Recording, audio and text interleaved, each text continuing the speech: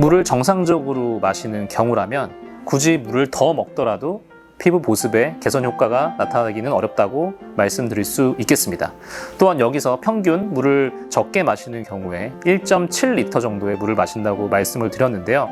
사실 이 경우는 하루 권장량보다는 적은 것이 사실이에요. 두 번째 질문. 그럼 본인이 하루에 적정 수분량을 섭취하고 있는 건지 어떻게 알 수 있나요? 여기서는 적정 수분 섭취량에 대해서 정확히 좀 말씀드려야 될 것 같습니다. 영상에 들어가기에 앞서서 수분 섭취의 의미는 우리가 물, 음료수, 커피 등의 액체류로 섭취하는 수분과 음식물로 섭취하는 수분, 이 두 가지 모두를 포함해서 하는 이야기인 것을 명심해 주시고 제 이야기를 들어주시기를 바랍니다.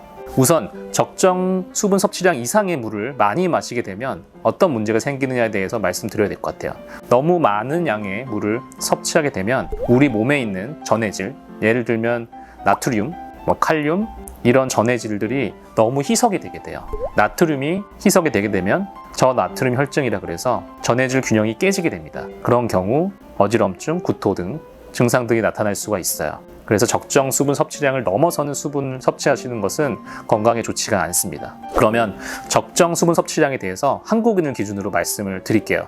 성인의 경우, 남성의 경우에는 2.2에서 2.6리터, 여성의 경우에는 1.9에서 2.1리터로 정하고 있고요. 물론 수분 섭취도 본인의 활동량이나 특정한 상황에 있을 경우에는 당연히 더 많아져야겠죠. 제가 말씀드리는 적정 수분 섭취량 권장량은 일반적인 상황이라고 생각하시면 돼요. 또 중요한 게 수분 섭취라는 것은 우리가 반드시 액체로 섭취하는 수분 이외에도 우리가 음식물로 섭취하는 수분량이 있기 때문에 한국인의 경우 1kcal당 약 0.53ml의 수분을 섭취한다고 한국영양학회에서 연구가 되어 있습니다. 즉 예를 들어 하루에 2000칼로리 정도를 음식으로 섭취한다면 그 음식 섭취로 인해 1.06리터의 수분을 섭취하는 것과 마찬가지라는 거죠. 남성의 경우 하루 권장 칼로리가 약 2600 정도, 여성의 경우 약 2000 정도니까 음식으로 섭취하는 수분량이 남성의 경우 1.4리터, 여성의 경우 대략 1리터 정도라고 보시면 되겠죠. 그렇다면 결론적으로 마시는 음료수, 우유, 물 등등으로 1리터 정도만 수분 섭취를 하셔도 충분하다고 보시면 된다는 겁니다. 우리가 생각보다 음식물 섭취로 인한 수분 섭취량이 꽤 많은 편인 거예요. 특히 한국인의 경우에 그렇다는 거죠.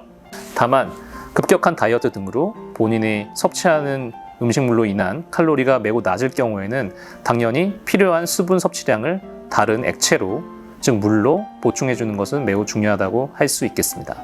이런 식으로 본인의 음식물 섭취로 인한 칼로리와 수분을 계산하셔서 대략 본인이 필요한 물 섭취량을 예상하시는 것이 도움이 될 수 있습니다. 세 번째 질문. 그래도 물을 많이 마시면 건강에 좋다는 이야기가 있는데 이건 어떻게 생각하시나요?